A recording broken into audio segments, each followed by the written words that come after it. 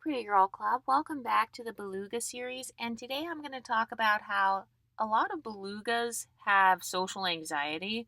So, one of the Pretty Girl Club members, she mentioned this in the comment section. And that is so true because recently, when I went to this event, it was literally a volunteering event at a very fancy place. They had this beautiful tent set up, they had breakfast for everybody, they had coffees set up for everybody. So I came to this event looking cute. I had my cute jeans on, I had my cute little outfit on, and as soon as I walk into the event, there are some belugas standing off to the side, and they're over here hovering over the donuts.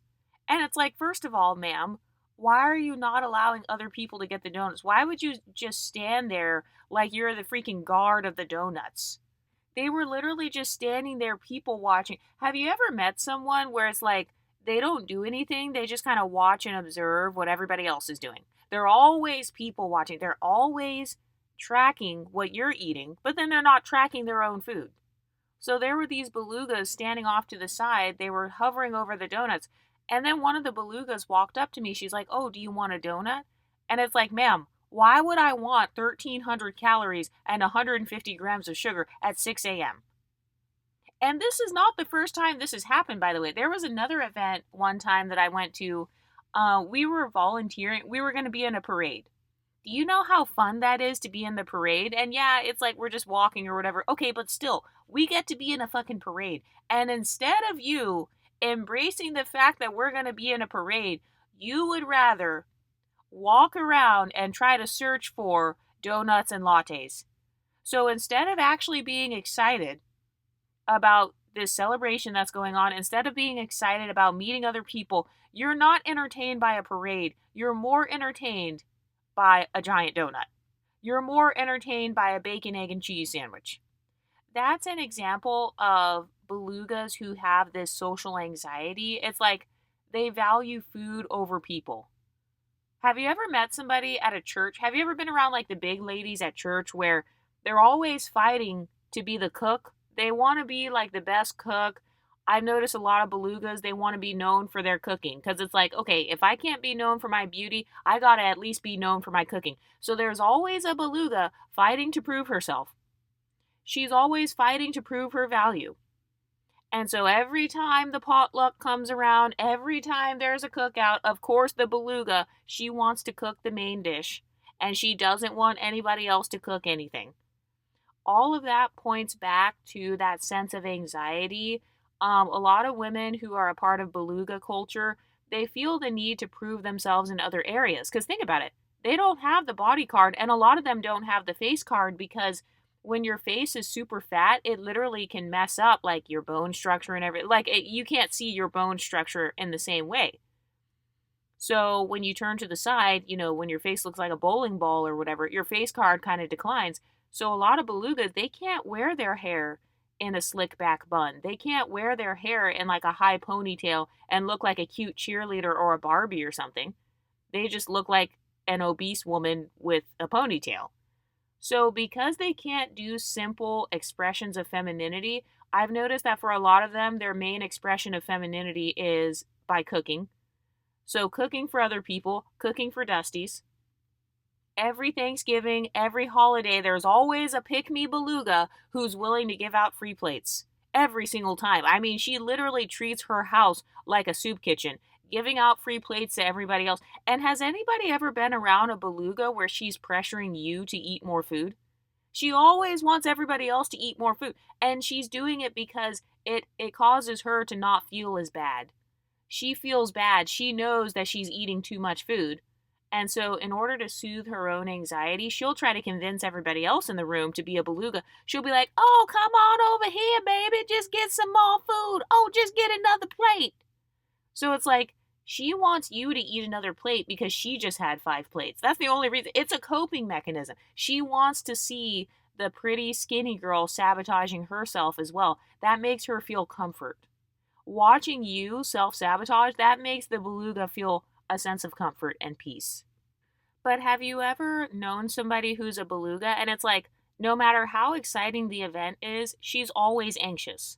So, like, when we were at the parade, I was excited to go to the parade. I had a cute little hairstyle on. I had my cute little t shirt on and a little hat and everything. I had my boots on. It was just a vibe. I was so excited to be at the parade. And this girl, she was not paying attention to the parade at all. All she could think about was getting donuts or getting a latte or just having something to eat or what restaurant we were going to after the parade. And it's like, first of all, why would I want to eat a giant donut and a latte when I'm about to be in a parade?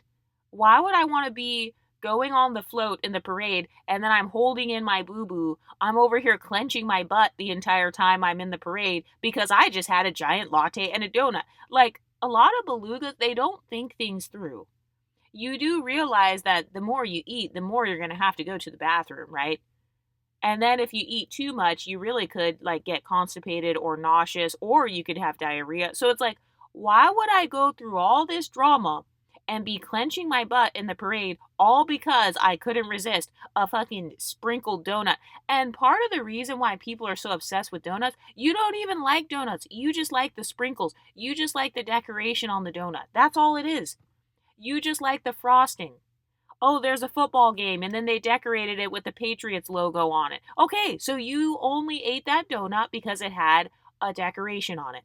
So just let that sink in. You just ate 1/3 of a pound, about 1,300 calories. Remember, a pound of weight is about 3,500 calories. So you just gained 1/3 of a pound eating one item, a donut, all because it had a fucking football logo on it. All because it has the World Cup logo on it. And that's how they get the belugas.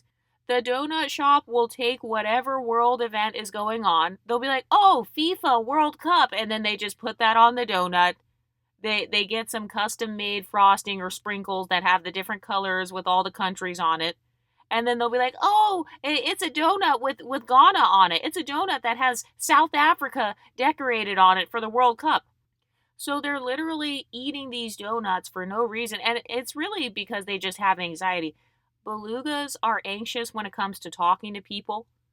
They can't talk to people normally. They feel like everybody's staring at their fat. And I'm going to be honest, they are. I'm going to be honest.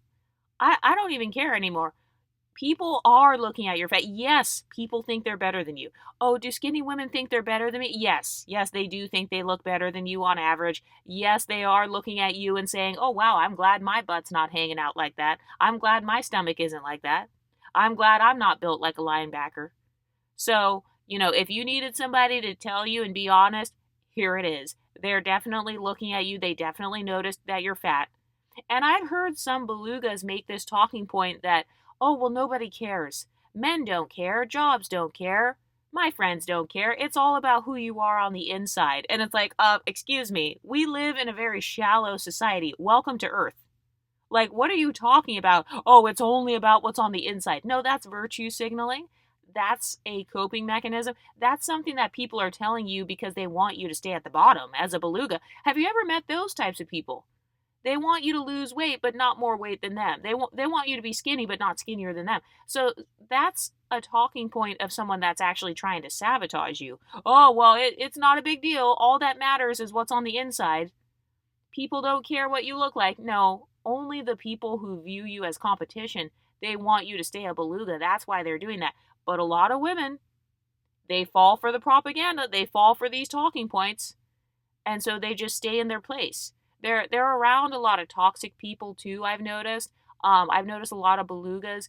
Maybe they have family members that were toxic, or they have coworkers or friends who are toxic. They're the fat friend. And so, of course, your friends who are fake ass bitches, of course they want you to stay fat. Of course they're going to tell you, oh, it's not a big deal. Just eat the donut. Oh, that's so cute. Look at the donut's decoration. Oh, it has the World Cup sprinkled on the donut. Oh, that's so cute. You should eat that, Keisha.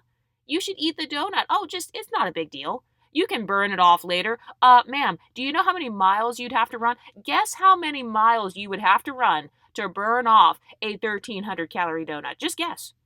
You would have to run an entire half marathon, 13 miles, because the average mile burns about 100 calories.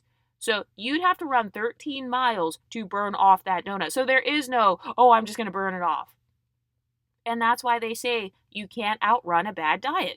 Because once you actually do the math, you're not running 13 miles in the gym. You might get on the elliptical and do 2 miles. So you burn 200 calories in 1 hour.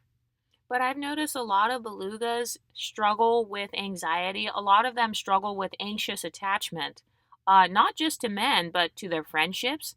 They're anxiously attached to their jobs, anxiously attached to a whole bunch of stuff. Like, it's not just about their food. They don't know how to cut off toxic people in a lot of cases.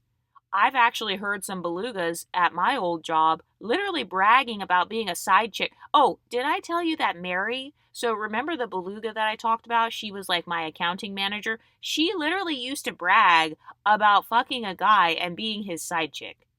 And it's like, ma'am, you're a whole accounting manager. You're supposed to be like this corporate woman who's like successful or whatever. And here you are bragging about being the side chick. And you're bragging about it to your employee, by the way. So I really could have reported her.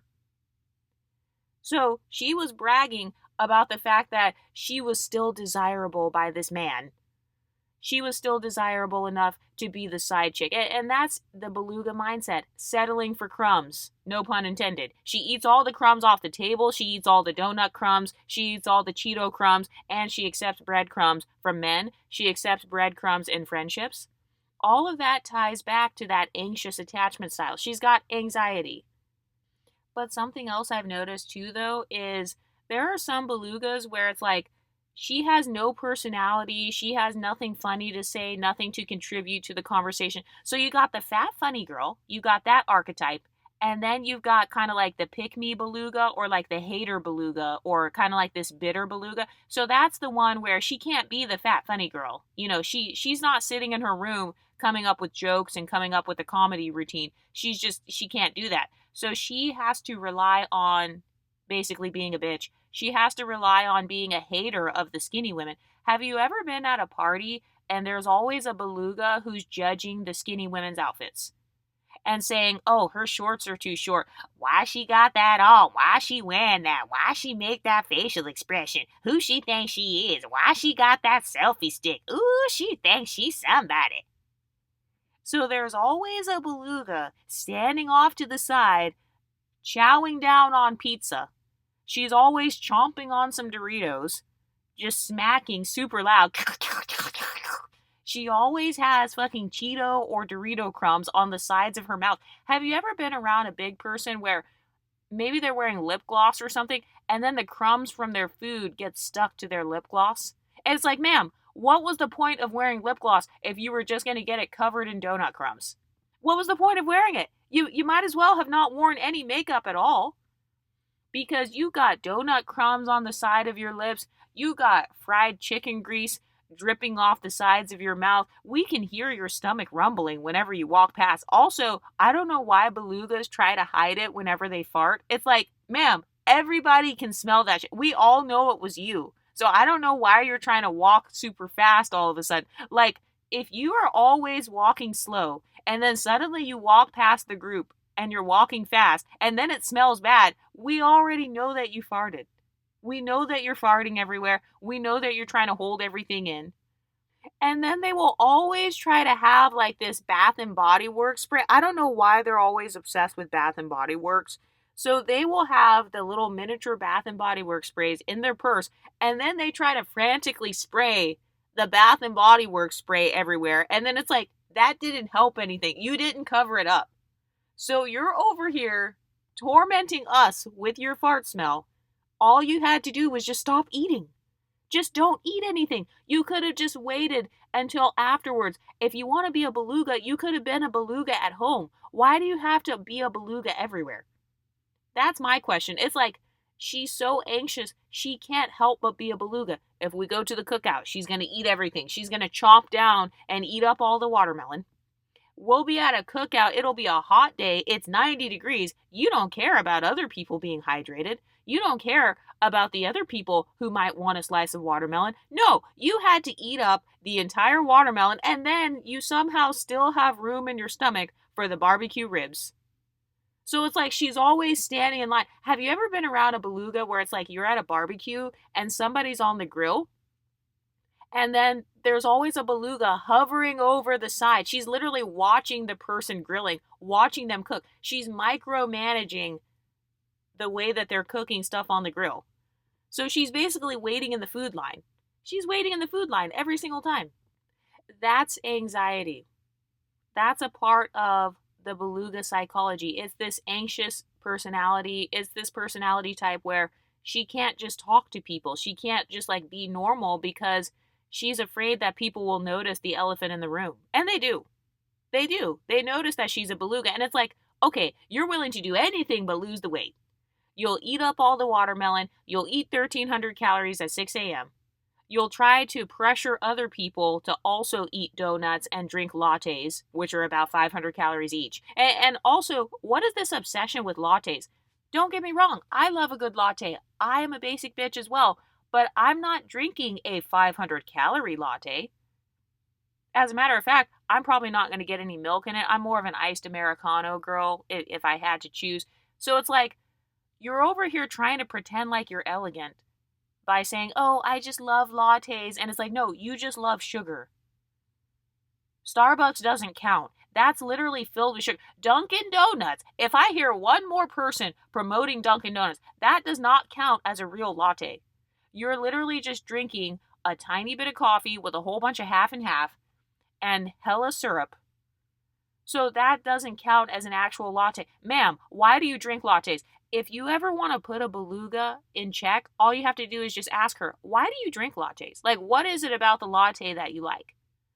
Oh, you just like the fact that it's pumped with caramel sugar. Okay, so you just like caramel. You like caramel. You like chocolate. It's not that you actually like coffee or, that you just grew up sitting around drinking lattes and you're just elegant. No, you just like the sugar. You just want to get a dopamine hit. So anything with sugar, I mean, it's in the same level as sodas at this point.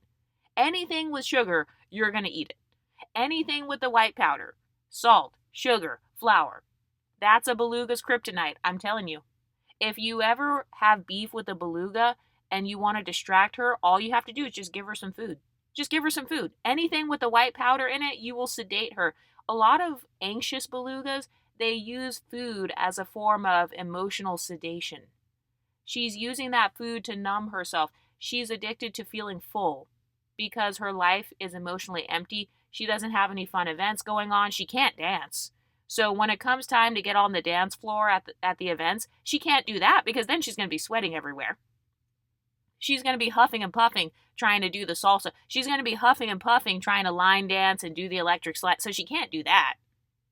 So that's why a lot of times the belugas, they just stand in a circle or they stand like up against the wall and then they just have their plate. And then they always sit their plate on their boobs because a lot of time their boobs are so big to where their boobs can literally just have the entire plate on it.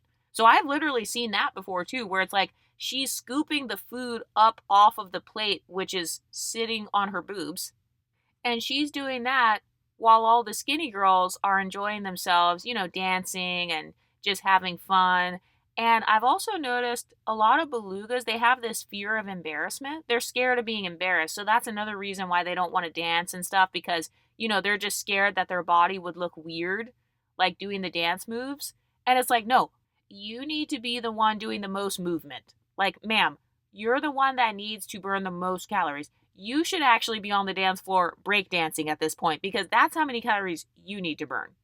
But a lot of them can be super anxious and some of them have the tendency to just stand on the sidelines and talk shit about skinny women, or they will spend their time being mischievous. So, for example, maybe she's gossiping to your boyfriend about you or something, or maybe she's gossiping to your friends trying to start shit between you and your friends. So she's being mischievous. She wants to start drama because that's her form of entertainment outside of food. It literally goes food and drama. And you know where she got that from? She got that from all the reality TV shows that she watches. Has anybody noticed most of the fans of these reality TV shows are like belugas?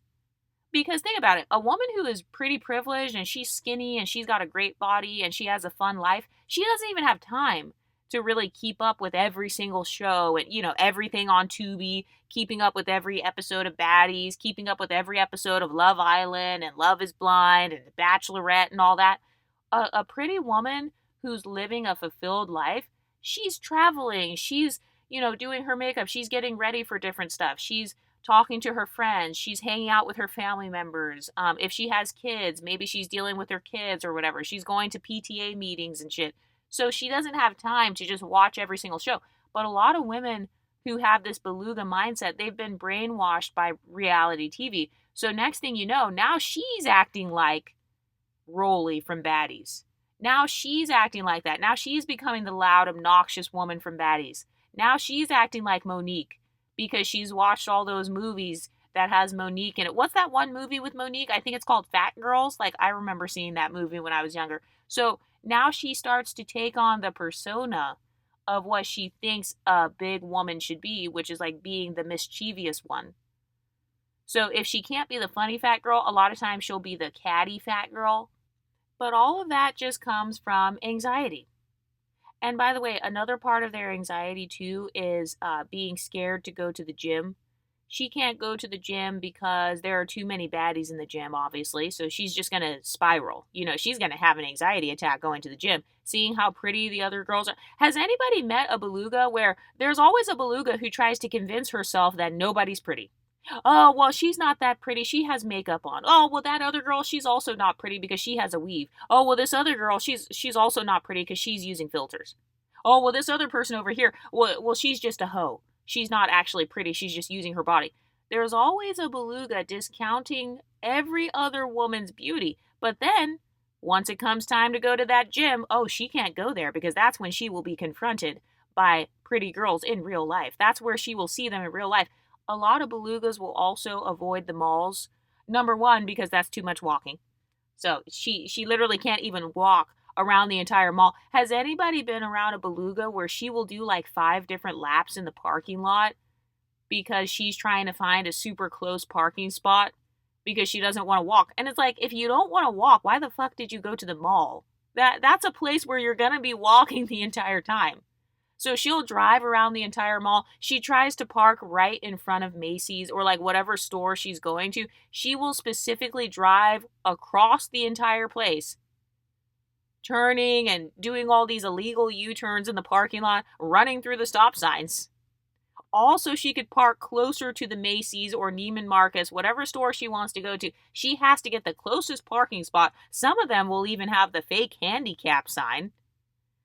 They put the fake handicap, like I've literally seen some people online where they will actually, they'll go to a craft store. So you got all this creativity to go to the craft store so you could create a fake handicap thing. So you could hang that up and park as closely as possible to the mall. But you don't want to walk around in the mall. You have all that energy to do everything else except go to the gym. But they'll do all these laps, they park super close, and then they really don't want to go to the mall because, again, there are too many pretty girls in the mall. Think about all the pretty girls that work at the MAC counter, they work at the Chanel makeup place, you know, they work at these little high-end retail stores. I mean, honestly, I haven't been to a mall in a while. They're kind of outdated, but that's a part of being a beluga, though. You're outdated. Being a beluga is outdated. Being unhealthy is outdated. All of the protein shit. You're telling me that the entire society has moved forward. We have all this health and wellness stuff now. Protein is more accessible than ever. Getting something that's sugar-free or keto or whatever, all of that is more accessible than ever before. And you're still 500 pounds. Okay, so that's proof that a lot of women in beluga culture, they're behind socially. And they're also, they're kind of like living in the past, basically. They're living in the past. They haven't caught up with the times. So, you know, they're still over here eating McDonald's 24/7. They're still over here eating like fast food. They're still on fast food. People have moved past that. And a lot of times belugas will soothe themselves because they watch all these influencers who are going to the drive-thru in their vlogs and stuff. And it's like, ma'am, she's skinny, number one. And number two, she does not eat that every single day. She's not eating Cane's for 3 meals a day. That's not what she's doing. She's not eating In-N-Out for breakfast, lunch, and dinner. So do you see how some of them are kind of like easily influenced? They fall for whatever they see on TV. They fall for all the marketing. Oh, look at the cute donut decorations. Oh, look at so-and-so influencer. Well, she's having 7-Eleven every day. She's having Slurpees and slushies every day, so I can do that too. Okay, she's a follower. She's a follower. But honestly, I'm glad I'm not a beluga anymore. I'm glad that I am a skinny-otical. I will be honest though, I've never been like obese, but still, I'm glad that I have my dream body because yes, it is a flex. So yes, I can absolutely use it as a flex if I ever wanted to. Yes, I feel good when I wake up in the morning and I see how flat my stomach is. So for all the overweight women wondering, oh, well, do the skinny girls, well, do they think they're cute? Yes, we do. Yes, absolutely. I look in the mirror and yes, I do think I'm cute, especially if I'm wearing like a bodysuit or something, or like something form fitting, or even like a cute dress, like a tennis skirt, or like some sort of sundress or something. Yes, I absolutely look in the mirror and I think to myself, oh, damn, I look great. So that's something that a lot of belugas can't relate to. Has anyone noticed that it's always somebody overweight that's promoting humility the most? Why is it always the people that lack social status? They're the ones promoting humility the most. Oh, well, you need to be humble about your body. Stop showing off your body. Why are you wearing a bikini? You're just trying to show off. I'm like, why is there always somebody big that accuses every outfit that I wear of me showing off? So if I wear something form fitting, I'm showing off. If I wear a pencil skirt at work, I'm showing off. If I wear skinny jeans, I'm showing off. If I wear something strapless, I'm showing off. It's like, ma'am, just admit you just don't like when a woman has a body that looks better than yours. Because that's what it is. A lot of belugas, they won't admit that they actually do have hierarchy thinking. They do. And they think that the skinnier bodies look better. And I will say, skinnier bodies tend to be healthier. You know, being at a healthy weight, yes, you are going to be celebrated more in society. You do get treated differently in society. Thin privilege is real. The only people that deny thin privilege are the women who don't have it. So, of course, they're going to say, oh, that doesn't exist. That's not a big deal. Or they'll be like, oh, thin privilege, it doesn't save you from being mistreated. Nobody said that privilege saves you from being mistreated. So you're arguing with something that we never said. You're trying to downplay other people's privileges because you yourself don't have those privileges. And I've noticed there's always somebody big on YouTube making content like, oh, being thin doesn't actually matter because they get terrorized by men. Why do they always bring it back to men? That's another part of beluga culture. Everything revolves around a man. Have you ever met a beluga where she has a son and then she treats her son like her husband? Her son is the husband that she never had. She's obsessed with her son. She makes her son into a mama's boy. Has anybody ever seen that? The beluga moms, or the moms that have kind of this femcel mindset, so she never got chosen by a man, and so her goal in life is to birth a man and hopefully be chosen by him. She wants to birth a son so that she could finally, for the first time in her life, experience a man's love, which is actually very sad and very codependent and extremely selfish behavior, but nobody wants to call that out. They'd rather call out skinny women because they're wearing crop tops and trying to show off their stomachs. And I've also heard a lot of belugas, they'll be like, oh, well, having a flat stomach, that's not a big deal, or like having a nice body's not a big deal. And then you'll see that bitch go into the gas station, she plays the lottery, she will try to play the scratch off ticket so she can win, and then as soon as they win the fucking lottery, as soon as they win $10,000, they win 20K with a scratch off, what's the first thing they do? Go and get liposuction? Go get a BBL? Go get a boob job? They go get something, they go and get their arms skinnier. That's the first thing they do as soon as they win the scratch off. They will spend their scratch off money on becoming skinnier. So forget having a savings account, forget setting up a future. Oh no, I want to be skinny. Okay, so you're admitting that women who are thin, we have basically won the lottery then. You're admitting that because that's what you spent your lottery money on.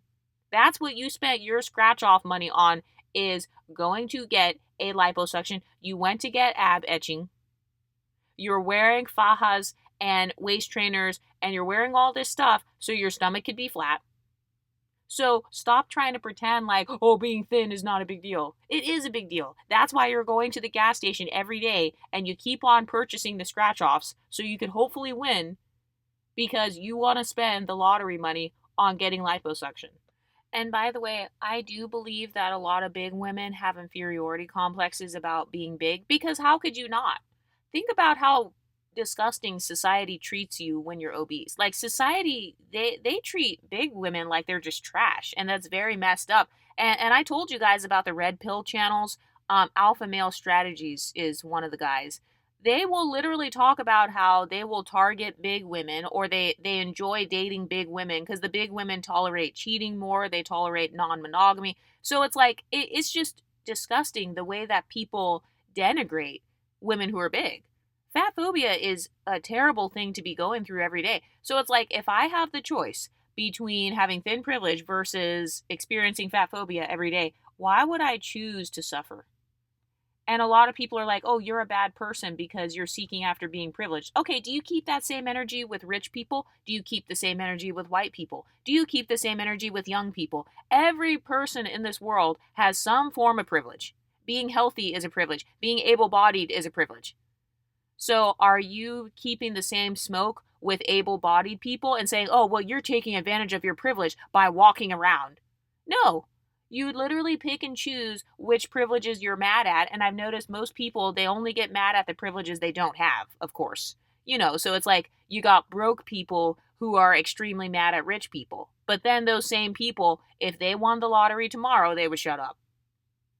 They would gladly take that lottery money. So it's like you make fun of privileged people, yet you would gladly take their privilege if you had the chance. So that's how I know that people in this society, they're not actually against privilege. They're only against the privileges that they don't have.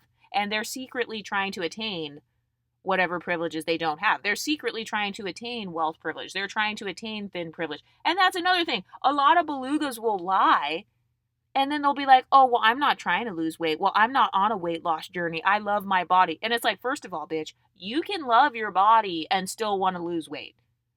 So I don't know where they got this mindset that if you lose 5 pounds, then it means you hate yourself. Why are they always gaslighting each other?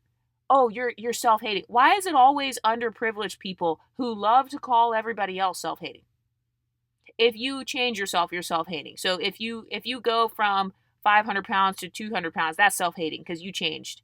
You're only allowed to stay the same. Do you see that mindset? You're not allowed to grow. You're not allowed to grow and change as a person. And so you'll see a lot of belugas, and they will talk online about how once they lost weight, they lost their entire friend group. And I actually looked at some of my old pictures too. I looked at my beluga pictures, and I was technically the fat friend. So I wasn't fat. I was like a size 12.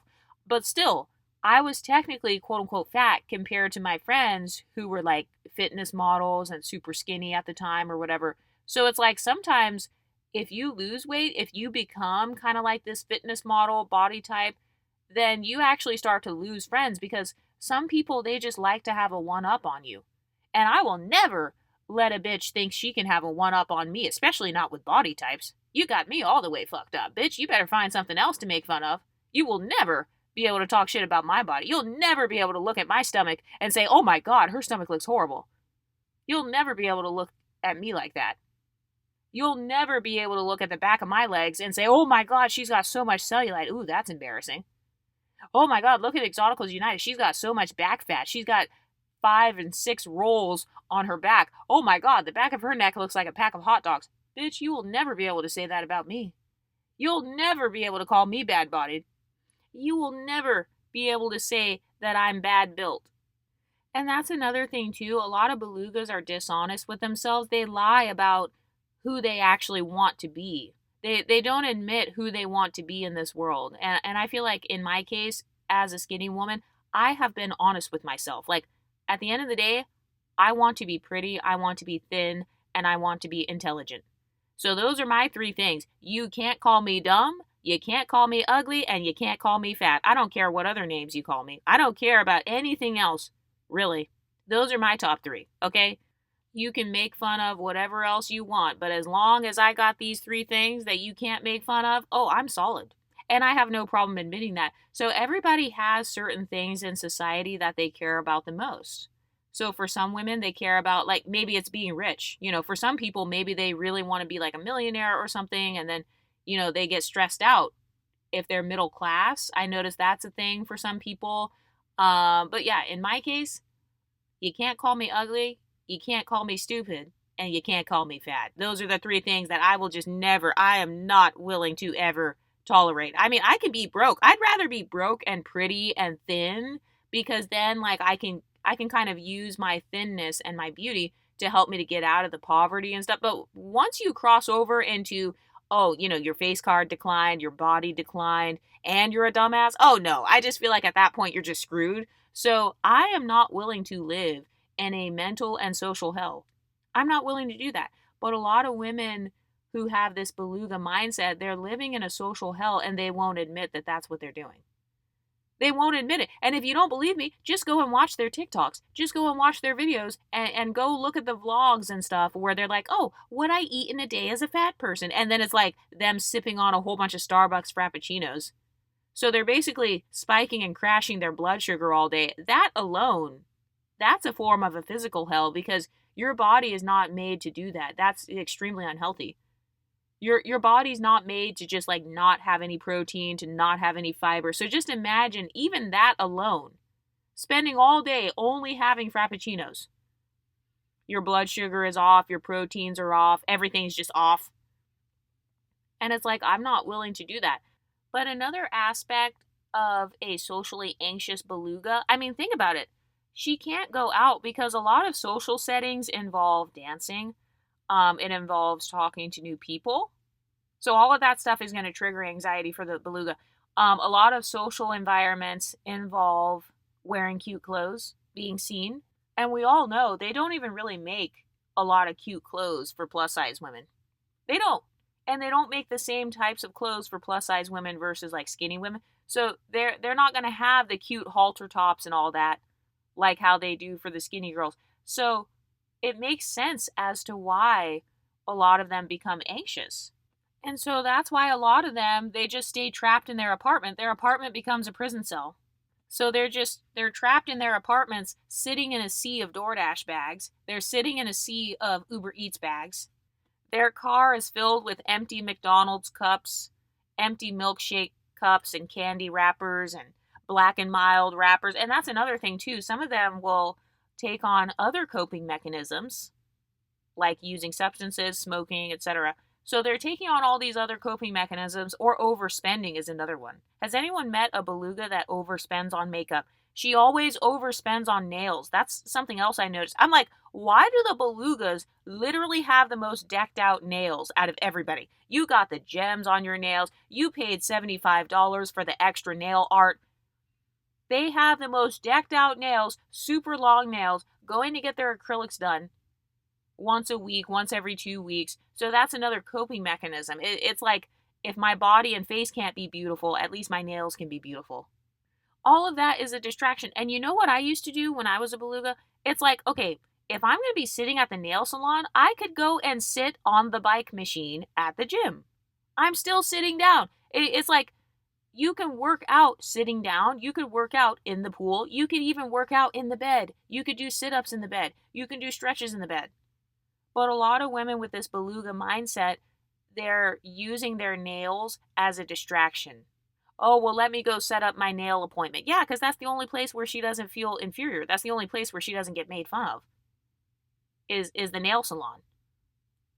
So a lot of them, they're too anxious to do like social events and stuff. And then they'll complain. Like I told you guys about the girl that I had to cut off because she literally got mad because my friend got in for free. Like she was getting a lot of male attention or whatever. And then my friend got us in for free. And this beluga was over here complaining.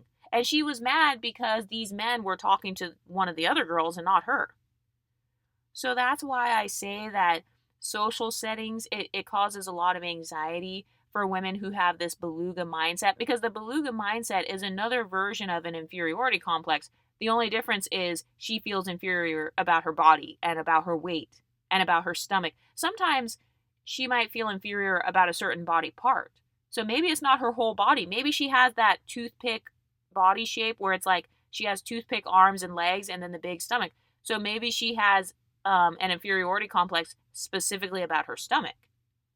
So why is nobody talking about this? Nobody wants to talk about this because people are scared of being reported. They're scared of all this shit. Oh, by the way, be sure to follow the Patreon because that's where I make other beluga content. So, just in case the belugas try to report these videos, I can still talk about it on Patreon. But something else that causes women to be beluga ass bitches is toxic femininity. So I've never heard anybody talk about that. There's all this talk about toxic masculinity. Well, where is the talk about toxic femininity? So, an example of toxic femininity is doing a little bit too much resting. So, being passive, basically. She's passive when it comes to her goals. She's passive when it comes to leveling up. She's constantly looking for somebody else to save her. She wants to get a boyfriend who's a fucking bodybuilder to come and be her personal trainer. And that's not going to happen. She's always waiting for something magical to happen. Like, oh, I'm just going to attract this NFL player boyfriend, and then I'm going to go to his practices, and then I'm going to work out, and then I'm going to become skinny because of him. It's that external locus of control. She took the damsel in distress a little bit too far. So that's part of what makes women into belugas. They're too passive. She doesn't know how to be aggressive where it counts. And a lot of people that say, oh, I don't want to be aggressive, I don't want to have that aggressive stereotype. Aggression is not always bad. Like in my case, I like to use my aggression at the gym. I use my aggression going on the elliptical. I will run 7 miles sometimes, like on the elliptical, or I will lift some weights. That's my version of aggression. I will dance. Like when I was in college, I used to sometimes dance in my dorm room. Like I would just dance in the mirror. And that was kind of like my way of channeling this quote unquote aggression or kind of burning off that energy. Some people will do kickboxing classes. So whatever it is, rock climbing, going up a hill, kind of like hiking up a hill. It's kind of this mindset where you want to channel the aggression into something else. So I've noticed that some women, they have this passive mindset. They're scared of their own aggression. They don't know how to use their aggression properly because they were raised in an environment where aggression means danger and aggression means getting violent with somebody. And by the way, have you ever met an aggressive beluga where she wants to fight everybody? So you don't want to work out, but suddenly when it's time to fight someone, oh, now you're ready to get physical. Now you're ready to burn some calories by beating somebody's ass. Suddenly you want to become fucking Mike Tyson up in this bitch. And it's like, you should have just signed up for a kickboxing gym and been done. Like, why do you have to channel that aggression on others? Something else too is joining a sports league. That's a good way to, instead of using aggression to be violent, you can use that aggression to beat the other team. Like when you're playing basketball, joining a volleyball team. I just heard about this thing in my city where they play volleyball about once a week. So even I'm thinking about doing some volleyball. I'm not good at volleyball, but I feel like playing sports, using that competitive energy in a healthy setting, that's a better way to channel that. So I'm not against competition. I just don't believe that it's smart to always be in a social competition. If I want to be competitive, I will go and be competitive in a healthy environment, like a sports environment. I'm playing volleyball against the other team. I want to beat the other team. Or I'm playing tennis or pickleball or whatever. I'm playing golf. I want to win in the golf game. But a lot of women that have this toxic feminine mindset, they feel like everything is a competition. The shoes I'm wearing, I need to make sure my shoes are cuter than your shoes. I'm in a competition to get in a relationship. So just remember that when you think of competition, there's always a prize. So that's why I don't promote social competition or like relationship competition, because I don't believe that a relationship is the prize. I don't really believe that the male gaze or whatever is a prize. But women who engage in toxic femininity, part of toxic femininity is centering your femininity around the male gaze. Oh, well, I have more ass than you. Okay, and what's the prize for having the biggest ass? Oh, you get more of the black male gaze. Okay. So that's a male-centered social competition that you're participating in. And I'm not talking about ex workers because that's women who are actually getting paid. I'm talking about women who are just doing this shit for free. They just want the guys at the gas station to look at their butt, and then they brag to skinny women, oh yeah, see, look at me, like I'm getting more guys looking at my butt.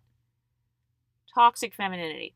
And that comes from that social anxiety. So again, she has no social climbing strategies. She has no healthy coping mechanisms. She has no healthy social climbing strategies. So she has resorted to toxic femininity, which is, trying to destroy other women with her femininity. So for example, bragging about taking people's men, like Mary at my old job, bragging about being a side chick, like, ha ha, he doesn't really like her. He likes me better.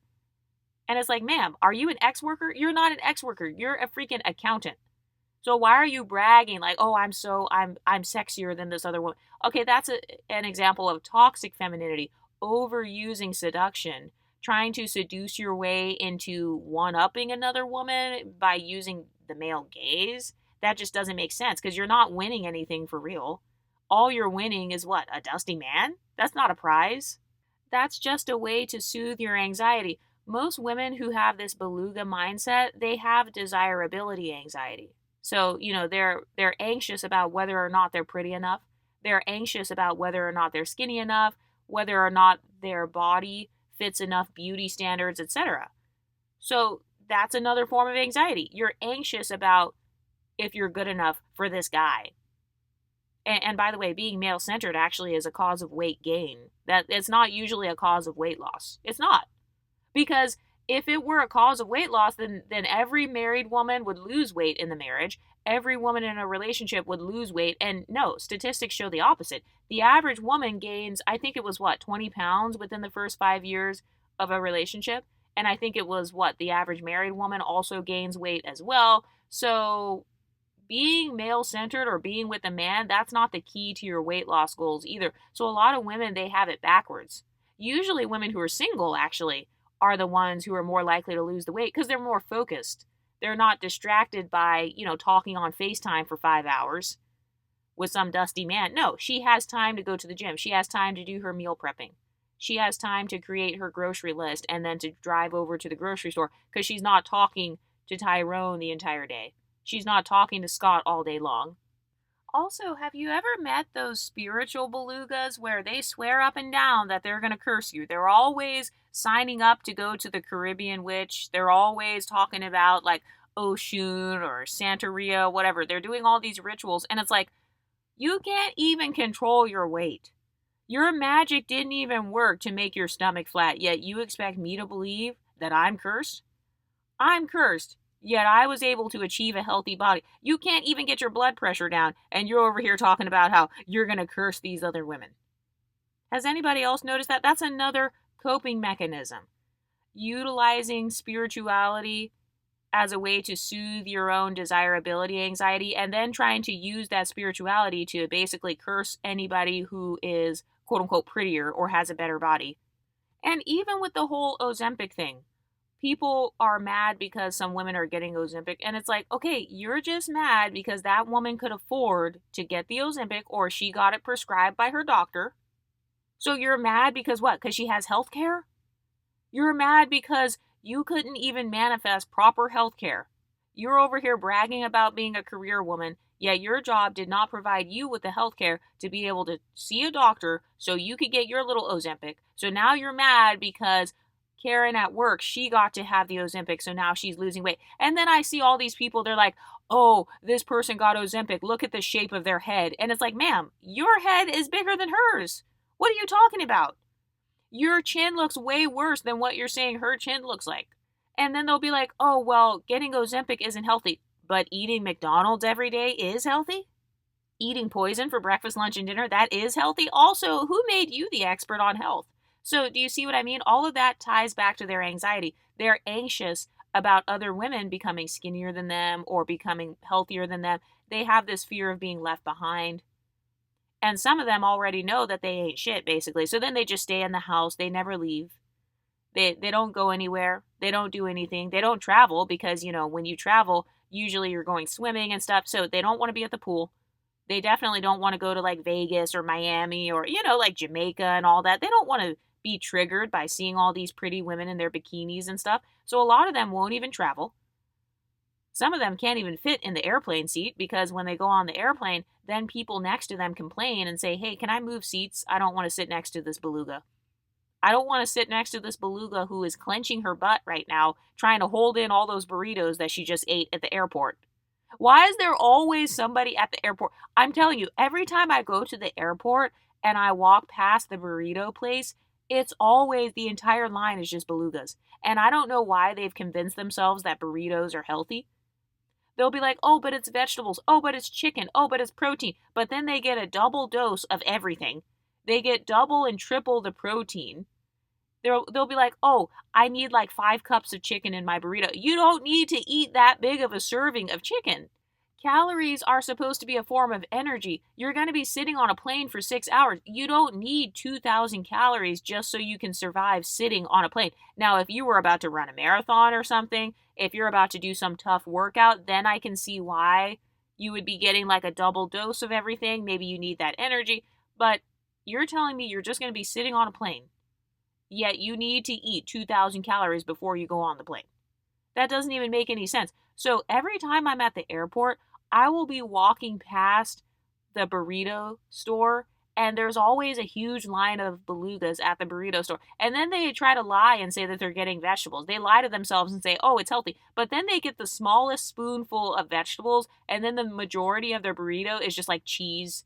The majority of it is like queso. You know, the melted queso that they put in the burrito? They get the white queso in there, they get the yellow queso in there, then they get the regular shredded cheese in there, and then they get extra guacamole. So it's really just high fat. It's high fat. It's not even high protein. And then they'll get that. Then they also have to get the tortilla chips on the side, so now you're also high sodium as well. And then of course they have to get the chips with the queso. They don't want to get it with like the pico or something like that. No, they have to get extra queso on everything. So whenever I'm in the airport walking past the burrito stand, there's always, first of all the tables are taken up too. So then I would always get pissed off because I'm like, wow, I can't even go on my laptop. I can't even sit here and go on my laptop because all the belugas have taken up all of the tables in front of the burrito place. And then I'll try to go next door and sit by the pizza place and like go on my laptop. But nope, I can't go there either because all the belugas are standing in line so they can have their high carb meal of the day. Pizza is majority carbs. And then they'll be like, oh no, it's healthy because I got the meat lovers. Okay, that's high fat protein. So yes, it's protein. Yeah, technically there's protein in the cheese. Yes, technically the Canadian bacon or whatever is protein, but it's a high fat source of protein. All protein is not created equal. But a lot of belugas don't know this. So I will be walking in the airport and going past the burrito place. It's crowded. I can't sit there. So then I try to go to the pizza place. And then I can't sit over there either because all the belugas are standing in line with their big ass pizza boxes of burnt pizza. Most of the pizza in the airport is not even good, by the way. I don't care what brand of pizza it is. It's never good. They always end up burning the pizza. Whenever you like look at the bottom of it, it looks normal at the top, but then once you pick up your slice of pizza, the back of the pizza is just jet black. Like it's burnt up. So whenever I go to the airport, I can't even sit in front of the pizza place because first of all, it smells like burnt pizza. It smells like burnt cheese. They burn the cheese on the side. So now the cheese is like brown. The cheese is supposed to be white or like a yellow color or whatever. And then it's like the cheese on the pizza is crusty and brown. And then the back part is just completely jet black. So when they pick up the pizza, there are literally flakes of crust just falling off the pizza because that's how burnt it is. And it's not supposed to be like that. I'm like, how did you get a deep dish pizza and they managed to not make it deep dish? They didn't put enough stuff on it. And then they burnt it at the bottom. And you guys are standing in line for this? You stood in line for 40 minutes and paid $30 for a personal pizza that looks like this? And then you want to take up all the seats in the entire pizza place? You can't even go sit at your gate. And it's like, whenever I'm in the airport, I basically can't sit anywhere. I will literally get my 10K steps in the airport, by the way. That's a skinny hack. Because most of the time, all the belugas have taken up all the seats, of course. So right by my gate, it's crowded. By the other gates, it's crowded. If I go in front of the pizza place, it's crowded. All the belugas are sitting down. And so I'm just like, you know what? Fuck it. I will use this opportunity to get my 10K steps. So I already have my 10K steps before I even get on the plane. So my circulation is working fine. By the way, a lot of people who are obese and sit on planes have a higher tendency to have blood clots. So it's like, you're over here sitting on this plane going numb, about to have blood clots, all because you didn't want to walk around in the airport. And by the way, what happened to eating before you get to the airport? What happened to bringing your own little, protein bars or whatever? What happened to that? Why is that not an option? Why is it that there's always a huge line full of belugas? And don't even get me started on the burger places. Oh my God. Any place in the airport that serves burgers or pancakes and waffles, oh, you can't even get in there. You literally can't even get in there. The line at the airport, it will be going outside of the restaurant. Like, that's how long the line is. And I'm like, wait, I thought I already checked in at TSA. What is this long line with like 50 belugas standing in? Oh, that's the line to get the burgers. That's the line to get the tacos. And then I don't know why a lot of belugas, they romanticize tacos. They think that tacos are like this dainty little snack. Like, oh, I'm just getting a couple of street tacos. Ma'am, each taco is an average of what? Maybe at least 250 calories, even if it's the small street tacos. Generally speaking, if they're authentic, they're going to have two little tortilla shells versus just one. So the tortilla shells and the grease that they cook it in, that's upping the calories. So I've noticed a lot of belugas, they try to make it like tacos are just this dainty little snack. So then they always stand in line and then they crowd up the airport trying to get these little tacos. And then of course they can't just eat one or two. So they'll actually end up ordering more like 6 or 8. But then they try to make it like, oh, I didn't eat that much. I just had a couple of little tacos with the little vegetables on top. Just because it has vegetables sprinkled on top doesn't mean it's healthy, Bertha. So you got all these big Berthas standing in line, eating up all the tacos. And then they get on the airplane and then they blow up the airplane bathroom. So that's why at this point, I don't mind having a layover. I don't even like having super long flights anymore because there's always going to be a beluga blowing up the bathroom. I won't be able to go to the bathroom. Or they're going to be standing in the line and clogging up the aisle. No, like, I'm not kidding. Like, one time there was a beluga on the actual airplane and she was clogging up the line. She was standing there for a long time. Then she went in the bathroom for a long time. So then a super long line formed in the aisle. And the people had to announce on the intercom, please sit down. The seatbelt sign is on. Please return to your seats. We are about to experience turbulence. Please do not try to go to the bathroom right now. Have a seat. And this is all because the belugas were clogging everything up. Clogging up toilets, clogging up the lines, taking up all the seatings at the gate, at the airports, causing long lines at Chipotle, long lines at... And don't even get me started on Starbucks. I'm like, ma'am, you just got the chicken and waffles. Why do you also have to go to Starbucks? And by the way, that's a beluga habit. They always have to have a high calorie drink with every meal. They can't just have like a normal, like water. There's this thing called water. Why is it that I never see belugas walking around with water bottles? They always have like a Stanley Cup or something with a straw, and then they have some bullshit inside of the Stanley Cup. They got wine in there. They have like some sort of alcohol in there. They've got like some sort of high calorie soda in there. Or they're just drinking soda all day long, thinking that that's hydrating them. They'll be like, oh, but I have a Coke Zero in here. And it's like, ma'am, what happened to water? Just because you're drinking liquid, that doesn't mean that you no longer have to drink water. And then they'll start complaining like, oh, I can't drink that much water because it's going to make me have to go pee. Good! Get some extra steps in, bitch. Get some steps in to go to the bathroom. You need those extra 500 steps. Because every single time we go somewhere, you always have to sit down everywhere. You can't walk anywhere. Has anybody noticed that a lot of belugas, they overspend on Ubers and transportation? First of all, they always have to get a giant SUV, and then they always have to get the most fancy truck. They need a fancy Range Rover or whatever because they also have to prove themselves to the skinny women. They have to prove that they have money. They have to try to flex their money on skinny women. Like, oh, look, you may be skinny and pretty, but I'm richer than you. And then they go into debt for these giant trucks. They'll have these, Escalade, Range Rover, whatever they're called. RAV4. Oh my God. Don't even get me started on that bullshit. They have all these freaking trucks all the time.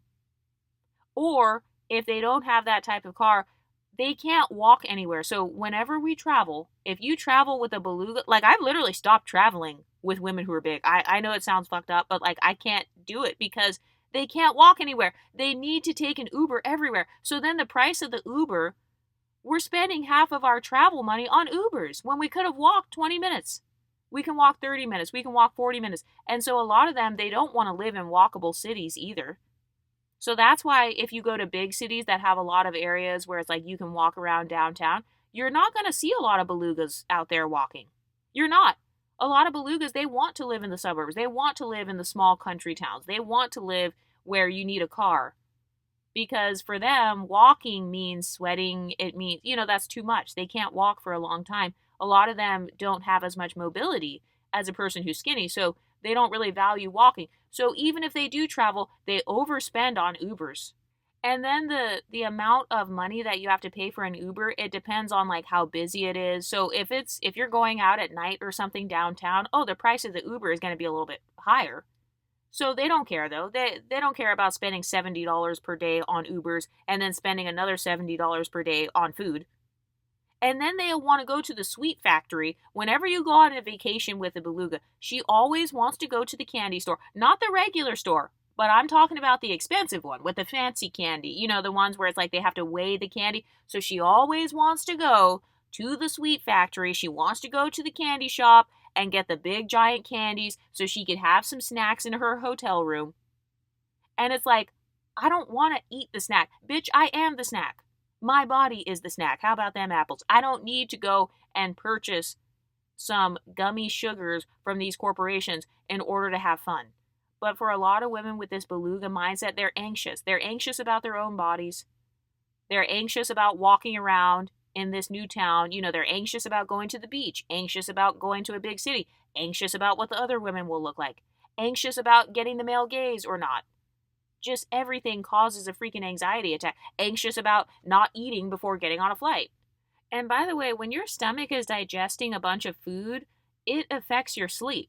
So a lot of these women, they overeat before they get on the flight, and then they think they're going to have a nap while they're on the flight. No, you're not, because you just ate 2 pounds of curry right before you got on the plane. I remember when I was on a plane recently, and I saw that the people, they were serving curry as like the meal. As soon as I saw them roll that cart out, and as soon as I saw the curry and the chicken pot pies, I was like, oh, the Belugas are going to blow up the bathroom. Oh, there's going to be a line at the bathroom. I already knew. I was like, yep, the bathroom is going to get blown up. You cannot just eat a whole bunch of curry and then think you're just going to sleep peacefully on the plane and you're not going to have any gas. No, it's normal after you eat a meal for your body to produce gas. It's normal for you to go to the bathroom, because if not, then that means you're constipated, which is a different problem. So I don't know why a lot of Belugas, they think they're going to have a peaceful plane ride, and then they eat all this food, then they can't sleep on the plane. And then once they arrive at the vacation spot, now they're cranky. Now they're in a bad mood. Now they don't want to walk around Europe. They don't want to walk around the Strip or around, Miami Beach or wherever you're at. They can't walk now because their food is still digesting, or they're stopped up, they're constipated, they didn't get enough sleep on the plane because they decided to eat curry and burritos and spicy tacos and a whole bunch of queso. So all of that is a part of this dusty Beluga mindset. She doesn't think ahead because she's a dusty bitch. She's dusty. She doesn't think ahead. She has no foresight. So she's not thinking, wait a minute, how am I going to feel 2 hours from now after I eat a giant burrito with several types of queso on it? How am I going to feel in my stomach? And a lot of them don't think about how digestion works either, because it's like, okay, you need the fiber to digest the protein. So even if you got a double serving of protein, if you didn't get any fiber, aka vegetables, if you didn't get any vegetables, guess what? You just wasted your time and money because your body is not going to metabolize that protein. So all you're doing is creating more boo-boo in your stomach because you didn't eat the fiber. So a lot of them, they undereat vegetables. They don't eat enough fiber. They just eat whatever, and then they wonder why they have no health benefits. They're like, oh, I just had that burrito and I still don't have energy.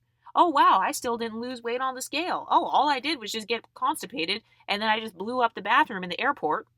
But a lot of them, they don't think ahead. They're not thinking of how their body would feel. They're not thinking about how their body would look. And it's this external locus of control. So she doesn't want to be the snack herself. She wants to eat the snack. She's always yearning for somebody or something. She's yearning for a cupcake. She's yearning for Tyrone. She's yearning for Scott's attention. She's yearning for the skinny girl to gain weight. Have you ever been around a Beluga that tracks your body weight? She's tracking your diet. She's tracking how many carbs you're eating. She's tracking how much frosting you're eating. Like, this used to happen to me all the time, especially in college, because when I was in college, they had a cafeteria where it's like all you can eat, basically. So I would have several plates in front of me. And then every single day, there was always a Beluga that's like, wow, how do you eat that much food and stay skinny? Where does all the food go? And it's like, why are you over here monitoring what I eat as a skinny person? You need to be monitoring where your food goes. And also, one thing that they didn't realize, though, is even though I had a lot of plates in front of me, I did not actually eat every single thing on the plate. Like, I didn't clean those plates. But they didn't know that because they're too impatient. They're just judging. They see I have a big thing in front of me. And so then they say to themselves, oh, look, Exoticals United is eating 7,000 calories, so I'm going to do the same thing. And they don't realize I'm not actually doing that. I'm just putting the food in front of me to trick my brain into thinking I'm going to eat that much, but I really don't. Because I stop whenever I'm full. Whenever I feel satisfied, I stop. But a lot of belugas, they don't stop until they feel extremely full, like they're literally about to keel over. They have a food coma. That's how much they want to eat. And it's like, ma'am, am I really enjoying my life if I have to put myself into a self-induced coma and then I call that fun? Do you hear how insane that sounds? That sounds mentally ill. That sounds very similar to drug addicts. Oh, well, I want to have so much food or I want to have so much of this substance until I go into a coma. So that's a sign that your life is actually terrible then. Because if the only way to enjoy myself is to disassociate from my life, that's a sign that I'm probably not living a good life then.